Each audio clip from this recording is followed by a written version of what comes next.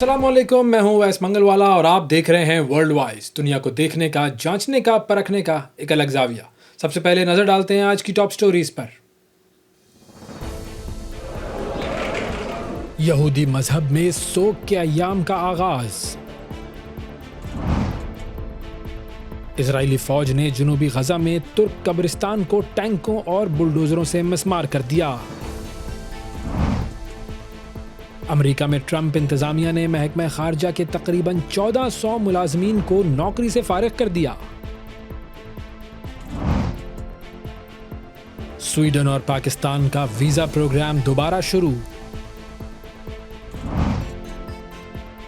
Australia में ससुराली रिश्तेदारों को जहरीले मशरूम खिलाकर मारने वाली खातून को सजा।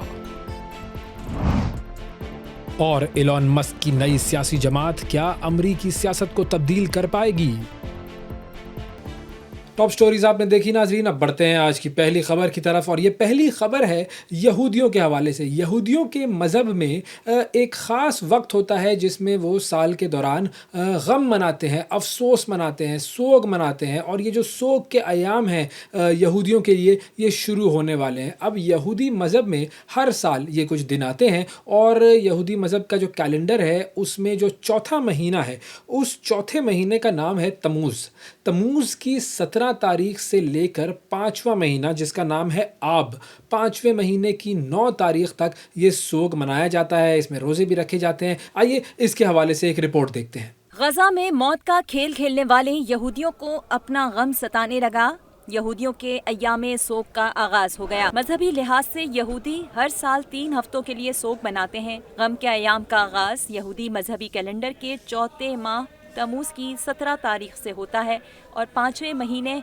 आब की 9 तारीख को सोग ख़त्म किया जाता है। यहूदी सोग के दिनों का आगाज़ रोज़े से करते हैं और इख्तिताम भी रोज़े पर ही होता है। इन गम के दिनों का उरूज 9 आब को होता है। तारीख़ी रिवायत के मुताबिक 17 तमूज़ के रोज़ बैतुल मक़दस की बैरूनी दीवारें और फसीलें तोड़ दी गई थीं। यरूशलेम में मौजूद मुक़द्दस हैकल की इबादत बंद हुई और दीगर कई यहूदी सानेहात भी इसी दिन से मंसूब हैं। यहूदी मजहब के मानने वाले अय्यामे सोग के दौरान दुनिया भर में खुशी, मौसीकी, शादी और दीगर तकरीबात तर्क कर देते हैं। यहूदी बाल कटवाना, शेविंग और नए कपड़े पहनना भी छोड़ देते हैं। जी, यहूदियों के सोग के हवाले से आपने रिपोर्ट देखी। अब बात करते हैं इजराइल की, जिसकी वजह से बहुत सारे ख़ानदान जो कि फ़लस्तीन में रहते हैं, गज़ा में रहते थे, वो सब सोग मनाने पर मजबूर हैं। और अब इसराइल का जुल्म जो है वो एक नए दर्जे पर पहुंच गया है और अब उन्होंने कब्रिस्तानों की भी बेहुरमती करना शुरू कर दी है। तुर्क कब्रिस्तान है एक,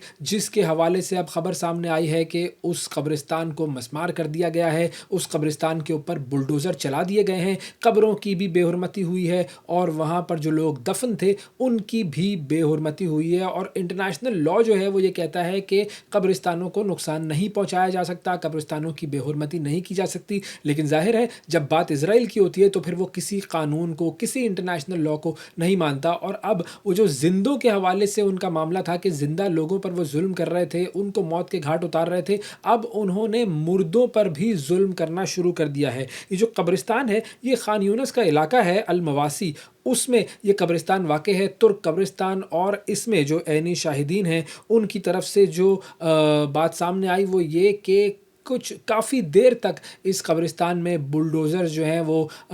फिरते रहे और उन्होंने मुकम्मल तौर पर कब्रों को मलियामेट कर दिया। यहाँ तक कि इसके इर्द गिर्द का जो इलाका था जिसमें बहुत सारे ऐसे लोग रहते थे जिनके पास कोई घर नहीं था, वो जो इलाके थे उनको भी तबाह कर दिया गया ताकि वो लोग वहाँ पर ना रह सकें। और अब जो लेटेस्ट फिगर्स हैं हमारे सामने, उसमें ये मामला सामने आया है। जो वज़ारत औक़ाफ़ है उसका, यानी फ़लस्तीन का जो वज़ारत औक़ाफ़ है, वो ये कहता है कि जी गज़ा में तकरीबन 60 के करीब कब्रिस्तान ऐसे हैं कि जिनमें से 60 के करीब कब्रिस्तान हैं और उसमें से 2/3 कब्रिस्तानों को तबाह बर्बाद कर दिया गया है इजरायली फ़ौजियों की तरफ से। ये मामला जो है अब इस दर्जे तक पहुंच चुका है और जिंदों के बाद अब मुर्दों की भी पामाली इसराइल की तरफ से हो रही है। आगे बढ़ते हैं और आपको लेकर जाते हैं अमेरिका की तरफ, जहां पर अदालत का ग्रीन सिग्नल मिलते ही डोनाल्ड ट्रंप की जो इंतज़ामिया है उसने अमरीकी जो गवर्नमेंट एम्प्लॉयज़ हैं उनकी छांटी करना शुरू कर दी है और महकमा ख़ारजा के तकरीबन 1400 एम्प्लॉयज़ ऐसे हैं जिनको फ़ारिग कर दिया गया है डोनाल्ड ट्रंप इंतज़ामिया की तरफ से। अब इसकी डिटेल्स कुछ जो सामने आई हैं वो ये हैं कि अमेरिका का जो महकमा ख़ारजा है उसमें काम करने वाले 1107 सिविल सर्विस वर्कर्स हैं और 246 जो हैं वो फ़ॉरेन सर्विस अफसरान हैं। उनको ख़त भेजकर आगाह कर दिया गया है कि जी वज़ीर ख़ारजा जो है मार्को रूबियो, उनके हुक्म पर इन तमाम लोगों को, तकरीबन 1400 के करीब ये लोग हैं, 1400 के करीब लोगों को नौकरी से बर्खास्त कर दिया गया है और आपकी नौकरी जो है वो ख़त्म हो गई है। अच्छा, आप ये कह रहे हैं कि जी ये एक तरह से हम तंजीमें नौ कर रहे हैं इन डिपार्टमेंट्स की, और हम जो हैं अब इंटरनेशनल अफेयर्स के बजाय अपने जो डोमेस्टिक अफेयर्स हैं उनकी तरफ ज़्यादा तवज्जो देंगे, और यही ट्रंप का जो एजेंडा था मेक अमेरिका ग्रेट अगेन का, या फिर अमेरिका फ़र्स्ट वाला जो एजेंडा था, उसको अमली जामा पहनाया जा रहा है। और इस हवाले से जो भी इंसानी हुकूक के दफातर थे, जो जमहूरियत के जो दफातर थे, और जो पनाह गुज़ीनों से मुताल्लिक जो इदारे काम कर रहे थे अमेरिका की हुकूमत के ज़ेर साया, उन तमाम को अब बंद कर दिया जा रहा है। तो ये है जी अमेरिका का मामला इस वक्त। और दूसरी तरफ अमेरिका का एक और मामला जो है वो भी बार बार सामने आता है। डोनाल्ड ट्रंप जो है वो हर थोड़े दिन बाद उनके अंदर एक टैरिफ लगाने की जो ख्वाहिश है वो जाग जाती है, और अब उन्होंने एक मरतबा फिर एक ऐलान किया है कि कनाडा पर उन्होंने 35% टैरिफ जो है वो आयद कर दिया है, और अब 1 अगस्त से ये टैरिफ जो है वो लागू होगा। अभी तक का ऐलान ये है, क्योंकि ज़ाहिर है वो बार बार अपनी बातों से पीछे भी हट जाते हैं, फिर निगोशिएट करते हैं, फिर बातचीत को तब्दील करते हैं। तो ट्रंप का मामला इसी तरह का है। तो अभी जो ऐलान सामने आया है वो ये है कि 1 अगस्त से जो भी सामान जो है वो कनाडा से अमेरिका जाएगा उस पर 20% टैरिफ होगा। और इस हवाले से डोनाल्ड ट्रंप का कहना ये है कि हम बस बेसिकली ये कह रहे हैं कि बाकी तमाम ममालिक जो हैं उनको भी टैरिफ हम उन पर भी लागू करेंगे, वो चाहे 15% टैरिफ हो, 20% टैरिफ हो, हमने ये टैरिफ लागू करना है। और इन्होंने इसी हफ्ते जो है वो 20 ममालिक को ख़त लिखा था, और उसमें डोनाल्ड ट्रंप की इंतज़ामिया की तरफ से ये कहा गया था कि आप 1 अगस्त से पहले कोई ना कोई ट्रेड डील जो है वो बना लीजिए, वरना फिर टैरिफ जो है वो आपका मुकद्दर बन जाएंगे। तो ये जो टैरिफ्स हैं ये अब एक तरीके से अमेरिकन पॉलिटिक्स का एक बड़ा अहम हिस्सा बन चुके हैं। आगे बढ़ते हैं और ईरान और अमेरिका का जो जौहरी मुआहिदा होने जा रहा है, बेसिकली उसके ऊपर तो मुज़ाकरात चल रहे हैं, उसकी बात करते हैं कि अब ये मुज़ाकरात कहाँ तक पहुँचे हैं। और इस हवाले से ईरान के जो वज़ीर ख़ारजा हैं अब्बास अराग़ची, उन्होंने एक बड़ा अहम बयान दिया है, और उसमें उन्होंने बेसिकली 3-4 पॉइंट्स दिए हैं अमेरिका को, जिनके अमल दरामद पर, जिनका अगर अमल दरामद होगा जिन पर, तो फिर ये कोई मुआहिदा जो है वो ईरान और अमेरिका का हो सकता है जौहरी मामलात के हवाले से। अब इस पर उन्होंने बेसिकली जो बातें की हैं वो बड़ी इंपॉर्टेंट है। एक तो अब्बास अराग़ची ने ये कहा है कि अगर अमेरिका अपनी गलतियों का अज़ाला करे तो फिर हम मुज़ाकरात को आगे बढ़ा सकते हैं और मुज़ाकरात जो है वो दोबारा शुरू हो सकते हैं। दूसरी चीज़, जो दूसरा पॉइंट उन्होंने ये दिया है कि ईरान की जो जौहरी तनसीबात है उनको नुकसान पहुंचा था अमेरिका के हमलों के नतीजे में, और ईरान के पास पूरा हक है कि वो उसका जो मुआवजा है वो तलब करे अमेरिका से। तो ये भी एक बड़ा इंपॉर्टेंट उन्होंने पॉइंट दिया है। फिर उसके बाद उन्होंने ये कहा है कि अमेरिका से जब भी हम मुज़ाकरात करेंगे, हमारा जो निगोशिएशन टेबल पर बैठना होगा वो बेसिकली एक इक्वल स्टेटस के मुताबिक होगा, और हम जो है वो मतलब बावकार तरीके से और बाहमी एहतराम के साथ जो है वो हम ये मुज़ाकरात करेंगे। और उसके लिए बेसिक जो शर्त है वो ये है कि अमेरिका को अपना रवैया तब्दील करना होगा। और आखिरी चीज़ जो उन्होंने सबसे इम्पॉर्टेंट चीज़ कही वो ये कि हम जब टेबल पर बैठेंगे तो उसके लिए अमेरिका को ये ज़मानत देनी पड़ेगी कि वो हमारे जौहरी जो असासे हैं और जो हमारी इंस्टॉलेशंस हैं न्यूक्लियर, उनके ऊपर दोबारा हमले नहीं करेगा। अब ये बड़ा इम्पॉर्टेंट मामला है, क्योंकि इज़राइल की तरफ से कुछ दिन पहले ये बयान आया था कि अमेरिका जो है वो शायद, अमेरिका से हमारी बातचीत चल रही है और शायद हमें जो है वो अमेरिका से दोबारा इजाज़त मिल जाए कि हम ईरान पर हमला कर सकें। तो अब ये पूरी जो सूरत हाल है, इस पूरी सूरत हाल में ये 3-4 शराइत हैं जो कि अब्बास अराग़ची साहब की तरफ से सामने आई है, और उन्होंने इस बात की भी वैसे तस्दीक की है कि कुछ दोस्त ममालिक ऐसे हैं जो कि सालसी का किरदार अदा कर रहे हैं, और उन्हीं की वजह से एक हॉटलाइन है जिस पर हमारी बात हुई है, और अब देखते हैं कि ये मामला आगे कहाँ तक जाता है। آگے بڑھتے ہیں اور آپ کو سویڈن کی طرف لے کر چلتے ہیں، جہاں سے خبر یہ آئی ہے کہ سویڈن اور پاکستان کے درمیان جو بیسکلی ایک ویزا پروگرام تھا وہ دوبارہ سے شروع کر دیا گیا ہے۔ اب اس ویزا پروگرام کا معاملہ کیا ہے، اس حوالے سے بات کریں گے۔ ہمارے ساتھ زبیر حسین صاحب موجود ہیں، ہمارے نمائندے سویڈن سے۔ زبیر، بتائیے گا کہ یہ جو پاکستان کے ساتھ ویزا پروگرام دوبارہ شروع کیا گیا ہے، تو پہلے یہ پروگرام بند کیوں ہوا تھا؟ جی بالکل، 7 جولائی 2025 کو سویڈن کے سفارت خانے نے پاکستان میں اپنے تمام تر آپریشنز بحال کرنے کا اعلان کر دیا۔ اس سے قبل جو ہے وہ جزوی طور پر یہ اعلان ہوا تھا 9 اپریل 2025 سے ورک پرمٹ، فیملی ٹائز اور بزنس ویزا کے لیے لوگوں نے اپنی جو درخواستیں ہیں وہ جمع کرنا شروع کر دی تھیں۔ اس سے قبل جو ہے وہ لوگ ایتھوپیا جایا کرتے تھے، جہاں پر وہ فنگر پرنٹس اور تصاویر وغیرہ کے عمل کو مکمل کرتے تھے، اور وزٹ ویزا کے لیے خصوصی طور پر چند ایک ممالک کا نام تھا، جس میں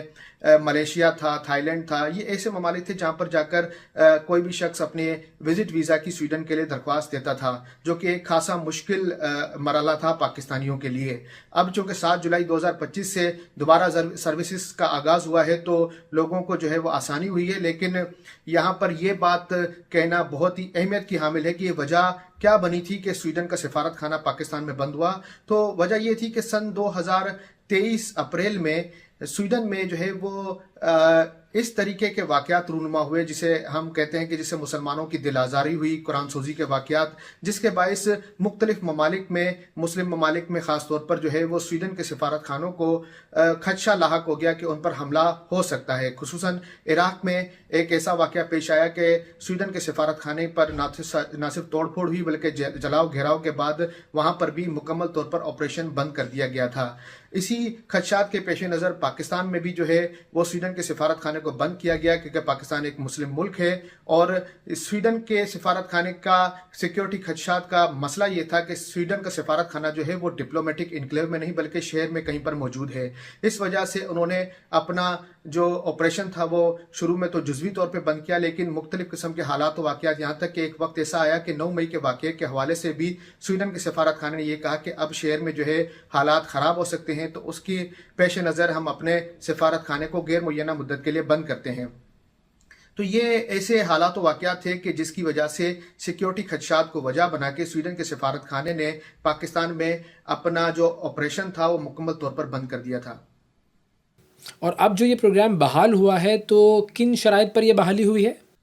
دیکھیں، شرائط کوئی اس میں اس طریقے سے نہیں کہ کوئی شرائط بہت زیادہ تھی، صرف اور صرف سیکیورٹی خدشات جو ہے اس کے حوالے سے بہت زیادہ کنسرن تھا، جو کہ ہمارے سیکیورٹی اداروں نے، گورنمنٹ نے مل کر جو ہے سویڈن کی حکومت کو اور اداروں کو جو ہے وہ مطمئن کیا کہ ہمارے ملک میں اس طریقے کی کوئی ایسی سیکیورٹی صورتحال نہیں کہ سفارت خانے پر کسی قسم کا حملہ ہو سکے۔ تو سیکیورٹی خدشات کو خاص طور پہ دور کیا گیا ہے، جس کے باعث جو ہے ہم یہ کہہ سکتے ہیں کہ پاکستان کی یہ ایک خارجہ پالیسی کی بھی جیت ہے اور پاکستان کے سفارتی تعلقات کی بھی جیت ہے۔ یہاں پر جو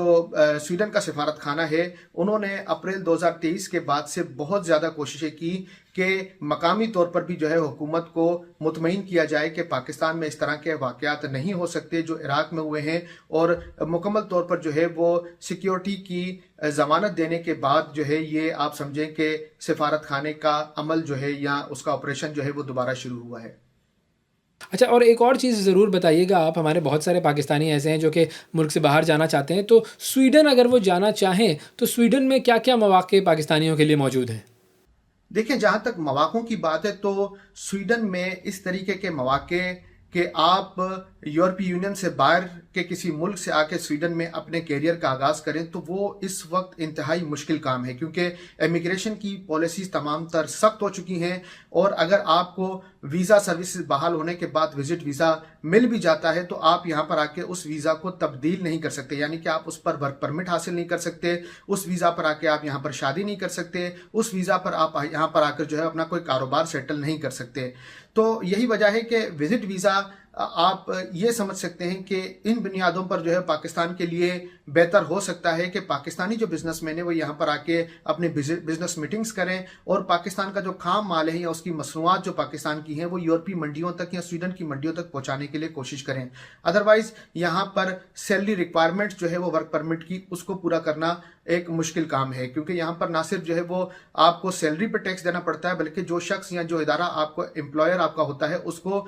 امپلائر ٹیکس بھی دینا پڑتا ہے کسی شخص کو اپنا امپلائی بنانے کے لیے. اسی طریقے سے بزنس پر بھی جو ہے وہ بے تحاشا ٹیکس ہیں, تو ٹیکسز کی مد میں جو یہاں پر رقم جاتی ہے وہ ایک خاصی رقم ہوتی ہے. جو لوگ یہاں پر پچھلے 5 سال 6 سال سے نئے آئے ہیں اور اپنا بزنس کر رہے ہیں وہ اپنے ٹیکسز بھر کے جو ہے وہ اس مشکلات کا شکار ہو چکے ہیں کہ اب ان کے پاس کچھ اتنے وسائل نہیں بچے کہ اب وہ اتنا انتظار کر سکیں کہ اپنی شہریت حاصل کریں, کیونکہ ہر اپلیکیشن کا ویٹنگ ٹائم پیریڈ کم سے کم 2 سال تک ہے. یعنی کہ اگر آپ آج اپنا ورک پرمٹ کا ایکسٹینشن بھی ڈالتے ہیں تو اس کو 2 سال آپ کو کم سے کم جو ہے ویٹنگ ٹائم پیریڈ ہے. اسی طریقے سے بزنس ویزا کا بھی, اور اسی طریقے سے اگر کوئی شخص جو ہے وہ شادی کے ویزے پر بھی آنا چاہتا ہے تو ویٹنگ ٹائم پیریڈ کافی لمبا چوڑا ہے. تو یہ کہنا کہ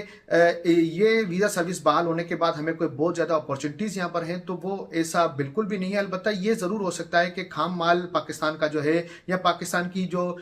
مصنوعات ہیں وہ یہاں کی منڈیوں تک پہنچانے کے لیے لوگ جو ہے وہ بزنس کے طور پر یہاں پر آ سکتے ہیں, وزٹ ویزا پر آ کے ملاقاتیں کر سکتے ہیں اور اپنے سیمپل آ کر کسی جگہ پر دکھا سکتے ہیں کسی کمپنی کو اور اپنی بزنس ڈیل کر سکتے ہیں پاکستان میں رہ کے, جس سے نہ صرف پاکستان میں ریمیٹنسز آئیں گی, بزنس آئے گا, فورن انویسٹمنٹ کا بھی جو ہے وہ دروازہ کھلے گا. دوسری جانب میں یہاں پر ایک چیز آپ کو بتانا چاہوں گا کہ پچھلے 10-12 سالوں سے جو لوگ یہاں پر آباد تھے سویڈن نے جو ہے ان کو بھی ڈپورٹ کرنا شروع کر دیا ہے. تو سویڈن میں حالات بالکل بھی موافق نہیں ہے کہ یہاں پر رہ کر ہم جو ہے وہ زیرو سے کوئی اپنا کیریئر کا آغاز کریں یا بزنس کا کریں. ہر قسم کے مسائل کا سامنا ہمیں یہاں پر پڑ سکتا ہے, کیونکہ زبان کے مسائل ہیں, یہاں پر ٹیکسز کی جو ہے وہ اس کی سوجھ بوجھ اور سمجھ کے لیے بھی مسائل ہیں. تو یہاں پر جو سب سے اہم طبقہ اس وقت ہمارے پاس موجود تھا پاکستان کی جانب سے وہ تھا ہمارا آئی ٹی فیلڈ کا طبقہ. اب آئی ٹی کے لوگ بھی جو ہے وہ یہاں سے کوچ کرتے جا رہے ہیں, یعنی کہ بہت سے لوگ جو ہے وہ کینیڈا, امریکہ, آسٹریلیا کی طرف جو ہے ان کی روانگی ہے. یہاں پر سیلری کی ریکوائرمنٹس جو ہے اور ٹیکس کی جو اب شرح ہے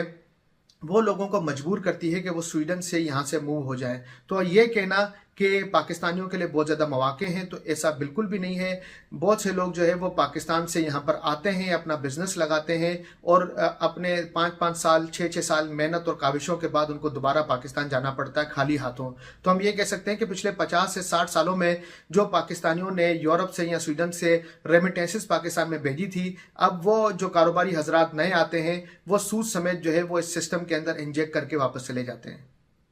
بہت شکریہ ادا کریں گے زبیر حسین, ہمارے نمائندے ہمیں جوائن کر رہے تھے سویڈن سے, اور پاکستان اور سویڈن کے درمیان جو ویزاز کی بحالی کا معاملہ شروع ہو رہا ہے اس کے حوالے سے بات ہو رہی تھی. اب ذرا آپ کو اسلام آباد لے کر چلتے ہیں, اور کیونکہ بات ٹریولنگ کی ہو رہی تھی اور ٹریولنگ کا معاملہ پولیو سے جڑا ہوا ہے, پاکستان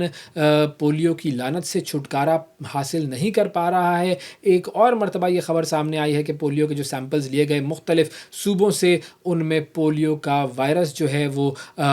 پایا گیا ہے. اب اس حوالے سے ہمیں تفصیل بتائیں گی جی ایمن سید. جی ایمن بتائیے گا.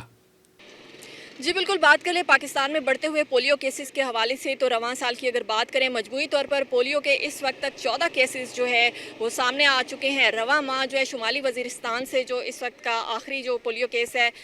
14 کیسز میں سے وہ سامنے آیا. اور اگر ماحولیاتی پولیو وائرس جو ہے اس کی بات کریں تو ماحولیاتی پولیو وائرس بھی پاکستان میں ہمیں بہت پھیلتا ہوا دکھائی دے رہا ہے. اب سے چند روز پہلے ہی جو ہے وہ حکام کی جانب سے نمونے لیے گئے تھے. ملک کے 69 اضلاع سے جو ہے وہ پولیو کے ماحولیاتی وائرس کے نمونے لیے گئے تھے, جن میں سے 3 نمونے جو ہے وہ مثبت قرار دیے گئے اور 72 نمونے جو ہے ان کو منفی قرار دیا گیا. یہ تمام ڈیڈکشن کے لیے یہ ماحولیاتی نمونے جو NIH میں لائے گئے, اور ہمیشہ یہ ایسا ہی ہوتا ہے پولیو کیسز جب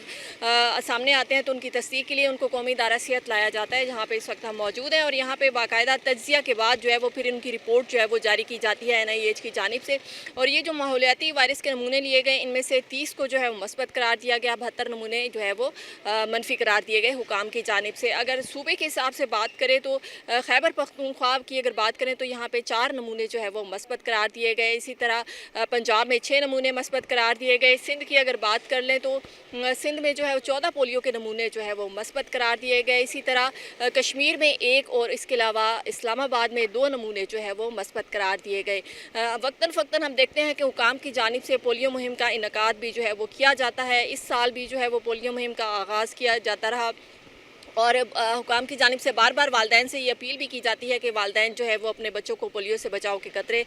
پلائے جائیں. پہلی بار ہم دیکھنے جا رہے ہیں کہ اس بار 14 سے 18 جولائی کے دوران گلگت بلتستان کا جو ضلع دیامیر ہے وہاں پہ اور خیبر پختونخوا کے 3 اضلاع جو ہے وہ بھی شامل ہے, وہاں پہ بھی ایک خصوصی انسداد پولیو مہم کا انعقاد جو ہے وہ کیا جائے گا اور اس مہم کے دوران جو ہے وہ 1.5 لاکھ سے زائد بچے جو ہیں ان کو پولیو سے بچاؤ کے ٹیکہ جات جو ہے وہ دیے جائیں گے. اس کے ساتھ ساتھ اگر ہم بات کر لیں کچھ اور علاقوں کی تو بلوچستان میں بھی حکام کی جانب سے یہ کہا جا رہا ہے کہ ماہ اگست میں ایک خصوصی پولیو مہم کا انعقاد جو ہے وہ کیا جائے گا اور اس دوران بلوچستان کے جو 7 اضلاع ہے وہاں پہ پولیو سے بچاؤ کے قطرے اور ٹیکہ جات جو ہے وہ بچوں کو دیے جائیں گے. اس کے علاوہ ایک اہم چیز یہ بھی تھی کہ اب سے چند روز پہلے ہم نے دیکھا کہ ایک عالمی سطح پہ ایک جو اہم پولیو کے لیے کام کرنے والا وفد ہے اس نے پاکستان کا دورہ کیا اور وزارت صحت میں ہم نے دیکھا کہ وہ لوگ گئے اور وزیر صحت جو ہے مصطفیٰ کمال ان کی جانب سے اس وفد کو جو ہے پاکستان میں پولیو کی صورتحال کے حوالے سے بریفنگ دی گئی اور ساتھ ساتھ یہ بتایا گیا کہ کس طرح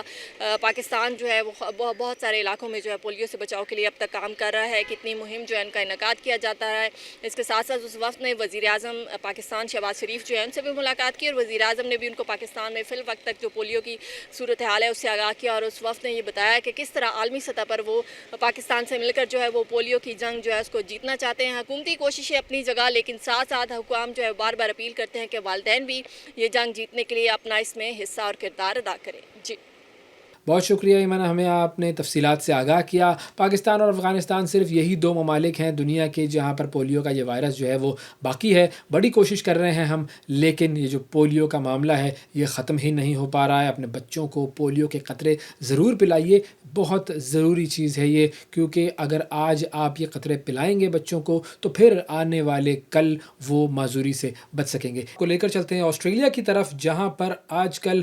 مشروم مرڈر کیس کا بہت زیادہ چرچا ہے. اب یہ مشروم مرڈر کیس کیا ہے؟ یہ مشروم مرڈر کیس یہ ہے کہ ایک خاتون ہے جن کا نام ہے ایرن پیٹرسن, اور ان خاتون نے اپنے شوہر کے رشتہ داروں کو اپنے گھر پر دعوت پر بلایا اور کچھ زہریلے مشروم کھلا کر ان کا قتل کر دیا. اس معاملے کی پوری تفصیل کیا ہے اور اب ان خاتون کو کیا سزا ہوئی ہے, اس حوالے سے بات کرتے ہیں. وکیل وڑائد صاحب ہمارے نمائندے ہمارے ساتھ موجود ہیں آسٹریلیا سے. السلام علیکم وکیل, بہت شکریہ آپ کا پروگرام کے لیے آپ نے وقت نکالا. سب سے پہلے تو میں یہ جاننا چاہوں گا کہ یہ مجھے بتائیے یہ جو کیس ہے اس کو اتنی زیادہ ہائپ کیسے ملی اور اس کو جو ہے وہ مشروم مرڈر کیس کے نام سے جانا جانے لگا, یہ کیسے ہوا؟ جی بالکل, یہ کیس دنیا میں اس لیے مشہور ہوا کیونکہ یہ ایک غیر معمولی کیس تھا اور جو مشروم ہوتا ہے یہ عام طور پر جو ہے یہ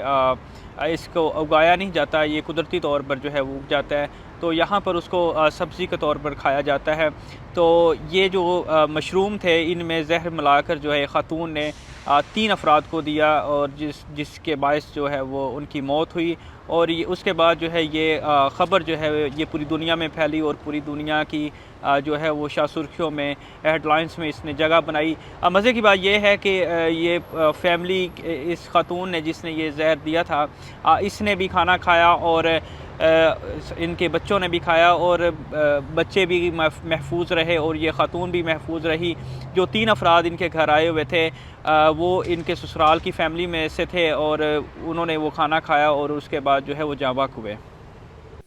اچھا, اب اس کیس کے دوران یہ جو خاتون ہے ایرن پیٹرسن, انہوں نے تو ہمیشہ اپنے جرم سے انکار ہی کیا, تو پھر کس طریقے سے یہ ثابت ہوا کہ یہ قتل انہوں نے کیا ہے؟ اور وہ جو خاتون تھیں انہوں نے اپنے دفاع میں کیا بیان دیا تھا؟ جی بالکل, ایرن جو ہے جو خاتون ہے جب اس کو سزا سنائی گئی ہے تو اس نے کہا کہ میں بے قصور ہوں, میں نے اس طرح کا کوئی جرم نہیں کیا, اور اس نے جو ہے یہ عدالت میں بھی کہا کہ میں بے قصور ہوں, میں نے کوئی قتل کی یہ واردات نہیں کی, میں نے ایسا کوئی جرم نہیں کیا. لیکن عدالت نے جو ہے وہ ثبوتوں کے پیش نظر جو ہے جو ثبوت عدالت میں پیش کیے گئے, جو شواہد عدالت میں دکھائے گئے تھے, ان کی بنا پر جو ہے وہ اس خاتون کو سزا ہوئی ہے. اور یہ قتل جو انہوں نے کیے اس کی وجوہات کیا سامنے آئی ہیں؟ جی بالکل, کوئی قتل کی جو ذاتی وجوہات تو ظاہر نہیں ہو سکی کہ اس نے اس طرح کیوں کیا، ایرن نے جو ہے اپنے شوہر کے خاندان کو زہر کیوں دیا ہے، نہ تو اس سے کوئی ذاتی دشمنی ثابت ہوئی ہے۔ البتہ جو ایرن کے شوہر ہیں ان کے جانب سے یہ کہا گیا تھا کہ ان کے بارے میں یہ بتایا گیا کہ ان دونوں کا آپس میں جھگڑا چل رہا تھا، جس کے باعث جو ہے اس نے وہ ذاتی دشمنی میں آ کر یہ بدلہ لینے کا اس نے یہ اقدام اٹھایا اور ان کی فیملی سے جو آئے ہوئے ممبران تھے ان کو زہر دیا اور وہ اس میں انہوں نے یہ عمل کیا۔ جی۔ اور اب جب یہ فیصلہ کر دیا گیا عدالت کی طرف سے تو پھر ان خاتون کی طرف سے کیا رد عمل سامنے آیا؟ کیا وہ کوئی اپیل وغیرہ کریں گی اب؟ جی، ایرن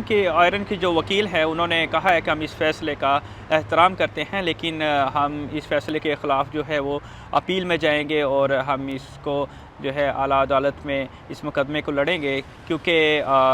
ان کے وکیل کا یہ کہنا ہے کہ جو ایرن ہے وہ بے قصور ہے، انہوں نے کوئی ایسا جرم نہیں کیا، اس لیے وہ اپیل میں جانا چاہتے ہیں۔ اچھا، ایک اور چیز فائنلی ہمیں بتائیے گا کہ یہ جو کیس ہوا ہے اس کے حوالے سے اب عوام میں یہ جو زہریلے مشروم ہوتے ہیں عوام میں کتنی آگہی ہے ان کے بارے میں، اور یہ جو زہریلے مشروم ہوتے ہیں یہ کیا اتنی آسانی سے مارکیٹ سے مل جاتے ہیں؟ جی بالکل، اس کیس کے بعد جو ہے یہ جو واقعہ ہوا ہے اس کے بعد جو ہے پورے آسٹریلیا میں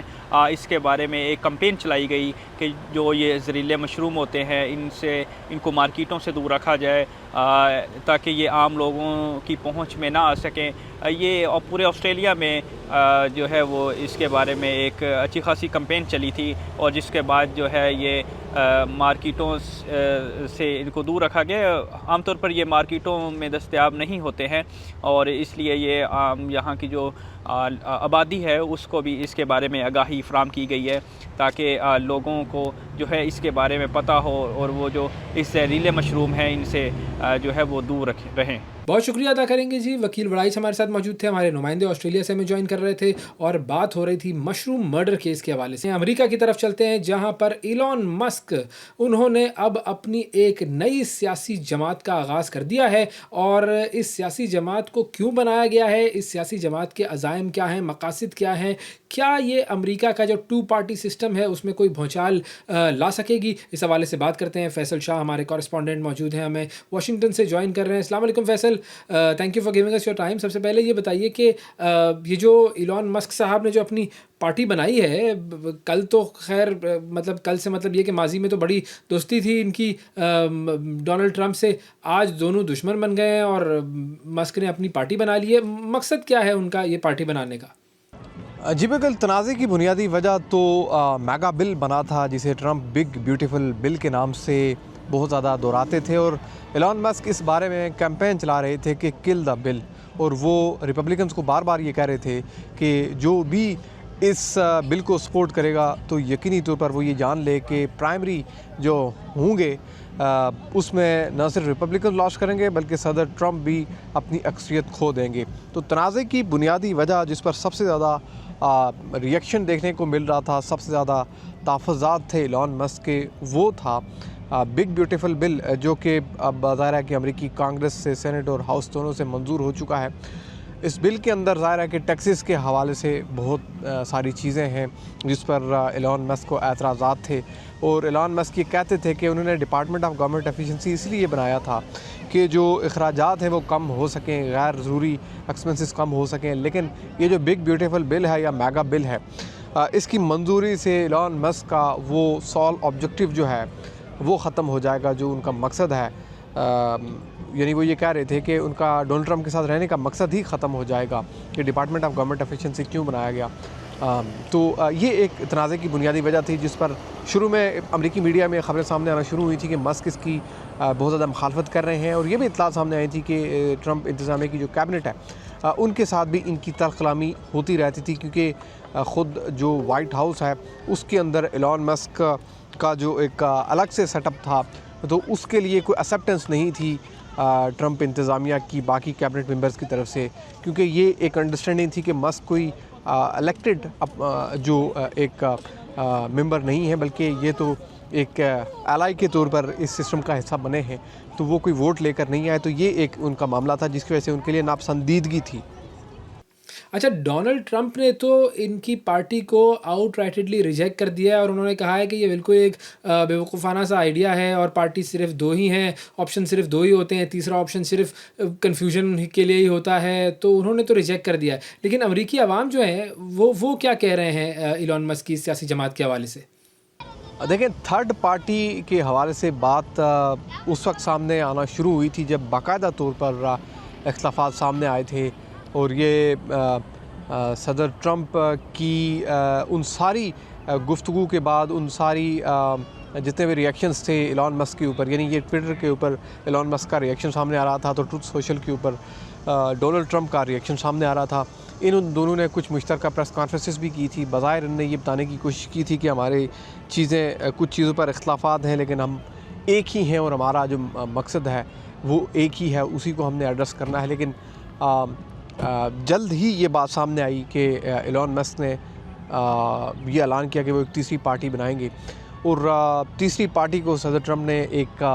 बेवकूफ़ाना और एक ऐसा इक़दाम करार दिया कि ये एक जारहाना इक़दाम होगा और इसका कोई फ़ायदा नहीं होगा। अमेरिका में तीसरी पार्टियां जो हैं, जैसे लिबर्टेरियन पार्टी है और ग्रीन पार्टी है, वो कभी भी उनका कोई रोल सामने नहीं आया और वैसे ये फ़ैक्ट भी है कि उन्होंने कभी कोई पोजीशन हासिल नहीं की। तो इसी तनाज़ुर में उन्होंने मस्क को ये कहा कि आपकी जो अमेरिकन पार्टी है वो सिर्फ कन्फ्यूजन पैदा करेगी, तो पूरी तरह से डिस्करेज किया उन्होंने थर्ड पार्टी को और ये कहा कि ये जो टू पार्टी निज़ाम है यहाँ पर वो सिर्फ दो ही पार्टियों को जानते हैं। अच्छा, अब इलॉन मस्क की तरफ से जो बयान सामने आया है वो ये कि उनका मंसूबा ये नहीं है कि पहले ही वो ऑल आउट जीत की तरफ जाएंगे, तो मतलब उनके प्लान्स हैं क्या सुनगुन है, क्या मंसूबा है उनका सियासत में, उनकी कारकर्दगी के हवाले से, अब वो करेंगे क्या? इस बारे में एलन मस्क ये भी कह रहे थे कि जो कुछ हो रहा है इसको देख के ये लगता है कि यहाँ पर वन पार्टी सिस्टम चल रहा है, यहाँ पर डेमोक्रेसी नहीं है। मैं जो पार्टी बनाऊंगा उससे अमरीकियों को उनकी अपनी असल आज़ादी वापस मिलेगी। ये वाज़ेह है कि ये वही एलन मस्क थे जो कि अपनी तकारीर में, अपनी स्टेज प्रेजेंटेशंस में कभी जो है वो लकड़ी काटने वाला जो आरा होता है वो लेके आते थे और वो एक इशारे करके कहते थे जी कि मैं इतने कट लगाऊंगा, वो करूंगा। वो उन्होंने किया भी, लेकिन ये सारी चीज़ें अननेचुरल जो है उनके ही हवाले से साबित हो गई क्योंकि उनके अपने इख्तिलाफ़ात सामने आए। तो ये थर्ड पार्टी के हवाले से था कि डिस्करेज किया गया उन्हें, लेकिन उन्होंने थर्ड पार्टी बनाने का मकसद ये बताया जी कि मैं अमरीकियों को उनकी आज़ादी जो है वो वापस दिलवाऊँगा। बहुत शुक्रिया अदा करेंगे फैसल शाह, हमारे नुमाइंदे हमें अमेरिका से ज्वाइन कर रहे थे और बात हो रही थी इलॉन मस्क की नई सियासी जमात की। नाज़रीन, आज के प्रोग्राम में इतना ही। आपसे अगले प्रोग्राम में फिर मुलाकात करेंगे, उस वक्त तक के लिए इजाज़त दीजिए। अल्लाह हाफ़िज़।